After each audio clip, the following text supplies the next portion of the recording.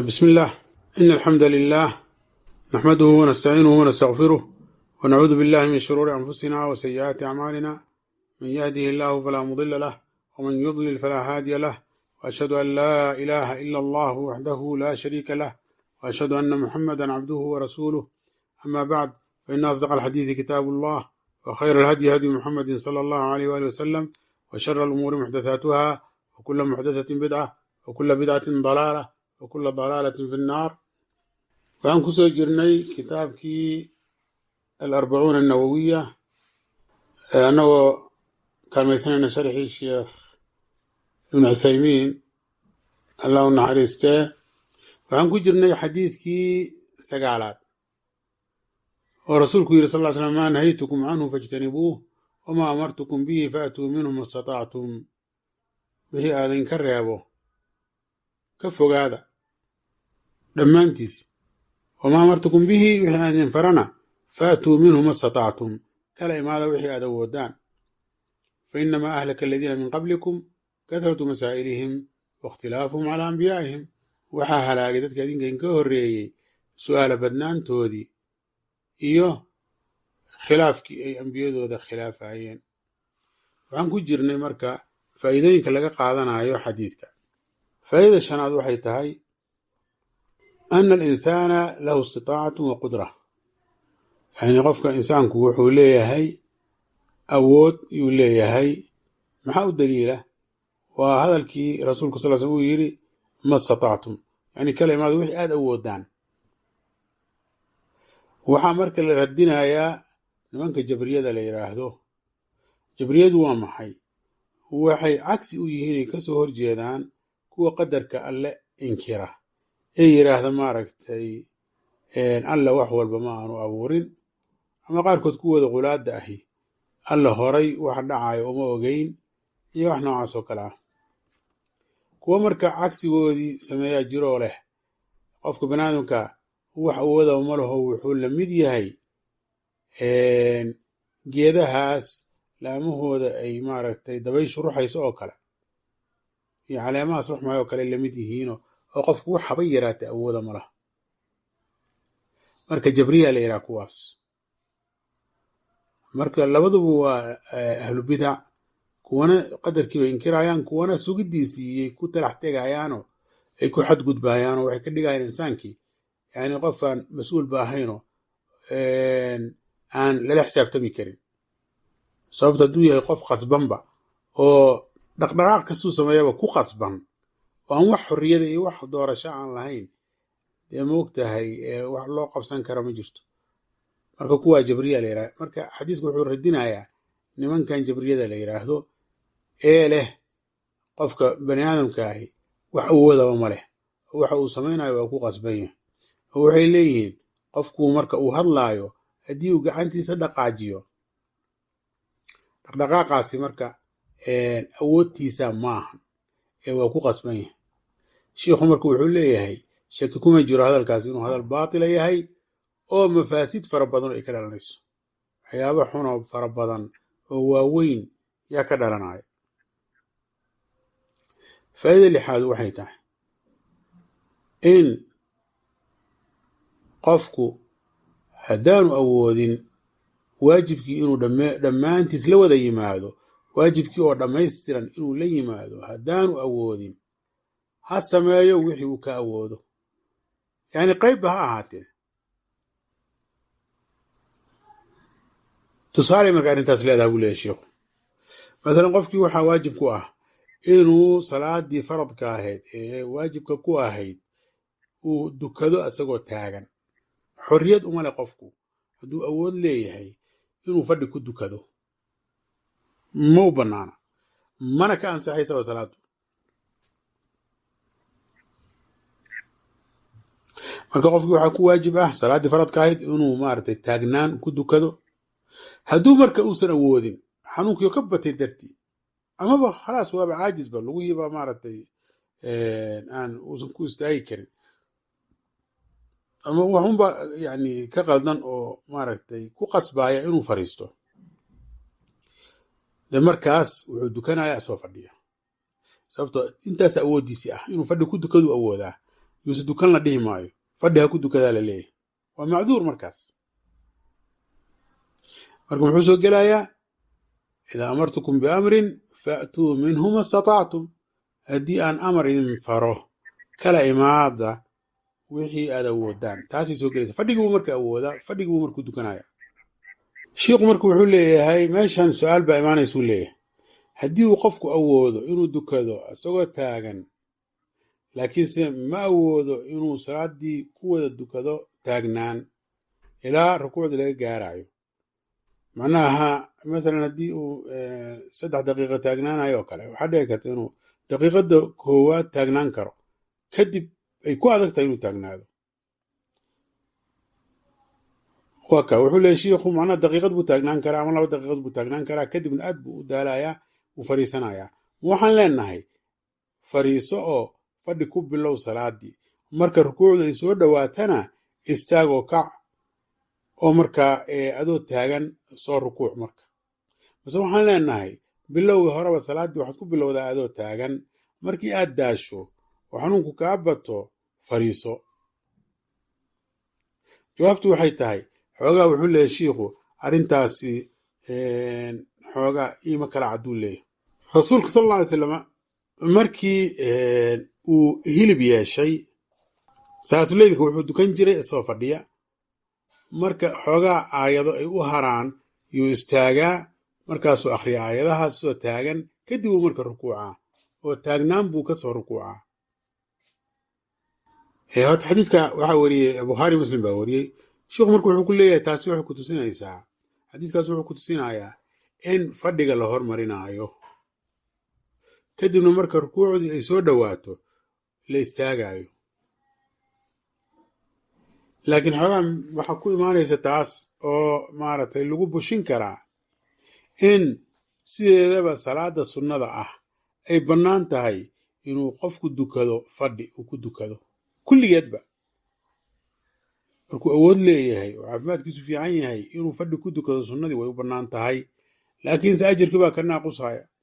nuska qofkii salaada dukashada yani nuska wuxuu helayaa ajarkii qofkii salaada ku dukanayay taagnaanta. marka taasi xoogaa ku kala duwan yihiin buu leeyahay. maaragtay sunnada sideedaba way bannaaneed in fadhi qof ku dukado. salaada faradkaase waxaa asal u ah inuu qofku taagnaan ku dukado. marka waxaan leenaha buu yidhi taagnaan ku bilow, marka aad u dhibtootana fadhiiso. sababtoo ah waxaa dhici karta inaad ugu ictiqaadsan tahay inaadan awoodin taagnaan inaad ku dhammaysato salaadii, kadibna waxaa dhici karta inaad xoogaa awoodda aad yeelato oo ilaahay maaragtay ku caafiyaa dhici karta. marka waxaan leenahay wixii aad awooddo ku bilow oo taagnaanti ah. markaad caajisto marka ood awoodi weyso fariiso. taasaa ii dhow buu leeyahy marka aniga macnaa agteyda taasaa ka dhow buu leeyahy.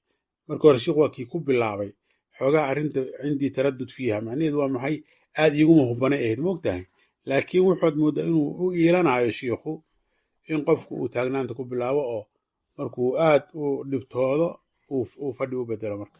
laakiin wuxuu leeyahy shiikhu anigu waxaan arkaa buu leeyahy dadkiioo masaajidda hadda markay joogaan, yani dadka duqowshada ah iyo dadka xanuunsan iyo markay masaajidda ku dukanayaan fadhi bay ku dukanayaan, marka rukuucdu soo dhowaatana way istaagaan.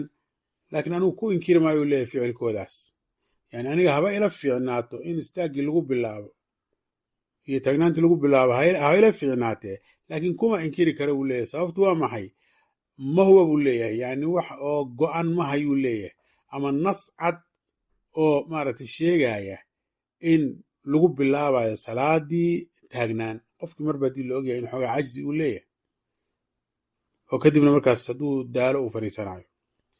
laakiin qawaaciddu waxay keensanaysaa buu leeyahay inuu qofku ku bilaabayo taagnaantii, marka uu tacbaan noqdana uu fariisanayo. weli marka sidiisi baa u rajaxan, laakiin wuxuu leeyahay dee anugu dadka kuma inkiri karuu leeyahay, sababto wax go-an oo cad oo aan shaki ku jirin ma haya buu leeyahay. faa'idada 7 iyo xadiidka laga qaadanayo, wuxuu leeyahay shiikhu qofka uma habboona marka uu maqlo amarkii rasuulka sal slam inuu yidhaahdo war waxaan la ifaray ma waajib baa oo haddii aan ka tago aan ku naar mudanayo oo aan dembaabayo mise waa sunno oo haddii aan ka tago aanan ku dembaabayn oo aanan ku naar mudanaynin. maaha inuu qofku saas is yiraahdo maaha. maxaa marka u daliila? rasuulku wuxuu yidhi sal slam faatuu minhu ma statactum, wixii aad awoodaan kala imaada waxaan idin faro. hadhihin marka ma sunna mise waa waajib iyo waxaas baddaas ha gelin adugu, sababtoo addoon alla amarkiisii iyo amarkii rasuulka sal slam u hoggaansan yaa tahay adugu. marka bilowga horeba marka amar kuu yimaado ha weydiinano ha baarbaarin hadhihin ma waajiba mise waa sunna. laakiin wixii baa dhacay, mukhaalafa kaa dhacday, qalad baa kaa dhacay, markaa waad dhihi kartaa war wixii aniga aan ka tegay ma waajib bay ahayn mise sunno. markaa waa weydiin kartaa culummada, sababtoo ah haddii waxay waajib yihiin waxaa qofkii maaragtay hadduu ka tago ku waajiba inuu ka toobad keeno, ile macsiyuu ku dhacay. haddaanay waajib ahaynna toobadu waajib kuma ah, inuu toobad keena waajib kuma ah. faa'idada sideedaad ee xadiiska laga qaadanayo waxay tahay in wixii rasuulku sala allahu alay wasalama uu dadka faray ama uu ka reebay ay sharci yihiin. waxaase ama qur-aanka ha ku jiraan ama yaanay ku jirine, oo sunnadii qur-aanka ka siyaadada ahayd ee dheeriga ka ahayd ama amar ha noqoto wax laysfaraayo ama nahyi ha noqoto wax layska reebaaye waa in lagu camal falo yaa waajib ah. qofku inuu yidhaahda maaha xadiidkan qur-aanka kuma arag, taas maaha, muslimiinta warkoodu saas maaha. marka tafsiil ahaan waa saas buu leeyahay. haddaan kala dhigdhignaan ahaan aan ka fiirino, maxaa yeelay sunnadii waxaa ku jira iyo axaadiistii rasuulka sal ly slam wax aan qur-aankii laga helaynin oo si kala dhigdhigan aan qur-aankii maaragta aadan uga arkaynin. laakiin qur-aankiibaa waxaa ku jira wax ku tusinaya inay waajib tahay in sunnadii lagu camal falo. sunnadii rasuulka sal ly slam in lagu camal falo wax ku tusinaya yaa ku jira qur-aankii, yaanba qur-aankaba lagu sheegin, oo waxa uu dadka amray rasuulka sal ly slam yaanayba qur-aanka ku jirin. maxaa ka mid a marka ayadaa ku tusinaya in rasuulka sal ly slam la ateecaayo wixii uu ku faraba. waxaa ka mid a alla qowlkiisa uu yidhi man yutic arasuula faqad ataaca allah, qofkii rasuulka ateeca alle ayuu ateecay.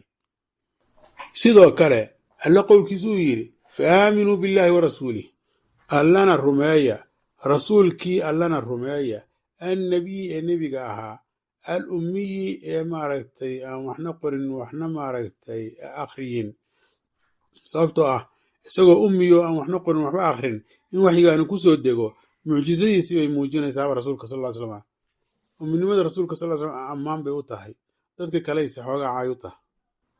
alladii nebigaasoo yu'minu billaahi wa kalimaatihi wattabicuuh, allana rumaynaya kalimaadkiisina rumaynaya, raacana maaragtay rasuulkaas rumeeya oo raaca.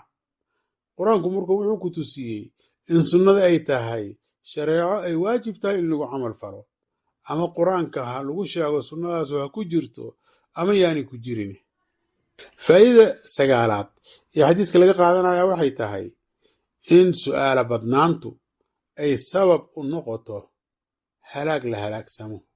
kumaba sii jirto arrimaha aan la gaari karin sida waxyaabaha naga qarsoon ee qeybka ah, magacyada alloo kale, tilmaamihii alloo kale, qiyaamaha wax maaragta dhici doona iyo xaalooyinka lala kulmi doono. su'aalaha ku badin arrimaha noocaas oo kalea waxa ka weydiinin oo markaa aad halaagsanto oo aad noqoto qof maaragtay xadgudba oo tajaawuz sameeya. laakiin wixii dadku ay u baahan yihiin oo fiqhi ah oo mas'alooyin fiqiya ah dhib kuma jiro in la weydiiyo haddii loo baahan yahay, haddii baahiyo ay jirto. laakiin haddii aanay baahiyo jirin dadka waa la kala fiirina. qofku ma taalibu cilmi ba mase taalibu cilmi maa. hadduu taalibu cilmi uu yahay waxa weydiiyo hana baaro, sababtoo ah qofka taalibu cilmiga ah wuxuu diyaar u yahay ama isu diyaarinayaaba inuu dadki u iftooda ile waxbaa la weydiinayaa inuu marka wax baarbaaro wax raaraadiyo waa u baahan yahay laakiin hadduusan taalibcilmi uusan ahayn yuusan su-aalaha badin. faa'iidada tobanaad waxay tahay iyo xadiiska laga qaadanayo in ummadihii hore ay ku halaagsameen su-aala badnaantooda ay ambiyada wax weydiinayeen, ambiyadii ay khilaafayeenna ay macnaha sabab u noqotay inay halaagsamaan oo khilaafkoodaas uu sabab u noqday inay halaagsamaan. faa'iidada 11aad ee laga qaadanayo xadiiska waa ka digid laga digaayo in ambiyadii la khilaafo, lana caddaynayo inay waajib ku tahay qofka muslimka ah inuu ambiyadii waafaqo oo uu u ictiqaadiyo inay maaragtay yihiin kuwo lagu daydo, yihiinna sidoo kale addoommo ka mida addoommadii alle oo alle uu ku sharfay rasuulnimo iyo in la soo diray. sidoo kale waa inuu qofku ictiqaadiyaa in ambiyada kii ugu dambeeyey ee lagu abiyey uu yahay Muxamed rasuulka alleh sala allahu alay wasalam, allan uu u soo diray dadkii oo dhan, shareecadiisuna ay tahay diinkii islaamka ee alla uu addoommadiisa uga raalli noqday. sidoo kalena waa in la ictiqaadiyaa inaanu alle qofna ka aqbalaynin diin aan diinkii islaamka ahayn, oo alla wuxuu yidhi ina addiina cinda allahi alislaam, diinka la aqbalo ee maaragtay alla agtiisa ka soconaya waa kii islaamka uun keliya.